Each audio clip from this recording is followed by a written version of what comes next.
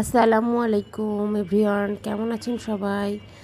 কে কোথা থেকে আমার চ্যানেলের সাথে যুক্ত আছেন কমেন্ট করে জানাবেন। আর আমার চ্যানেলে নতুন নতুন রেসিপি পেতে কমেন্ট করে জানাবেন কী ধরনের রেসিপি আপনারা দেখতে চান।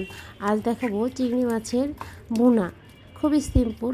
প্রথমে হলুদ মরিচ লবণ দিয়ে একটু মাখিয়ে নিয়ে তারপরে হালকা করে তেলে ভেজে নিচ্ছি।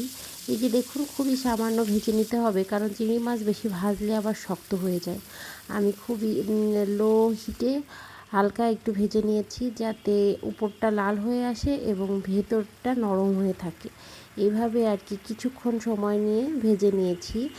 যদি আপনি হাই হিটে ভাজেন তাহলে চিংড়িটা শক্ত হয়ে যাবে।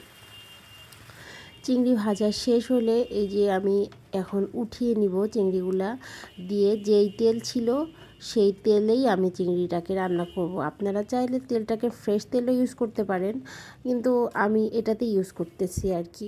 তেলের মধ্যে গরম মশলা দিয়ে নিলাম, গোটা গরম মশলা দিয়ে একটু নাড়াচাড়া করে ফ্লেভার আসা পর্যন্ত। তারপরে আমি কাঁচা পেঁয়াজ দিয়ে দিব, কাটা পেঁয়াজটা দিয়ে দিব। পেঁয়াজটা একটু ভাজা ভাজা হলে তারপর এর ভেতরে সব গুঁড়া মশলাগুলো অ্যাড করব। তার আগে আমি একটু বাটা মশলাও দিয়ে নিলাম, একটু পেঁয়াজ বাটা আর একটু আদা রসুন বাটা একসাথে ছিল, ওটাকে আমি ইউজ করলাম। তারপরে একটু পানি দিয়ে শুকনা গুঁড়া মশলাগুলো ইউজ করতেছি। এই যে ধনিয়া গুঁড়া, হলুদ গুঁড়া, মরিচের গুঁড়া, জিরার গুঁড়া। মানে আমি যেহেতু কম পরিমাণ রান্না করছি সেহেতু সব কিছু একটু কম কমই দেওয়ার চেষ্টা করছি। আসলে চিংড়ির পরিমাণ অনুযায়ী রেসিপিতে মশলা অ্যাড করতে হবে। আর যে যেরকম মশলা খান সেভাবেই লবণ আর মরিচটা ইউজ করবেন। এই যে আমি মশলা কিছুক্ষণ কষিয়ে নিয়ে তারপরে মাছটা দিয়ে দিলাম। আসলে আমি রেসিপি সবারটা ফলো করে নিজের মতো করে রান্না করি। আপনাদের কেমন লাগে আমার রেসিপি জানাবেন।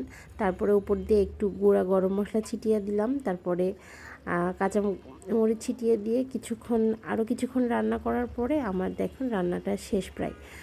কেমন হলো আমার রেসিপিটা জানাবেন সবাই কমেন্ট বক্সে। আর সবার জন্য অনেক অনেক শুভকামনা। আমার জন্য সবাই দোয়া করবেন। সবার জন্য ভালোবাসা অবিরাম। আমার চ্যানেলের সাথেই থাকবেন, আমার জন্য সবাই দোয়া করবেন। আসসালামু আলাইকুম।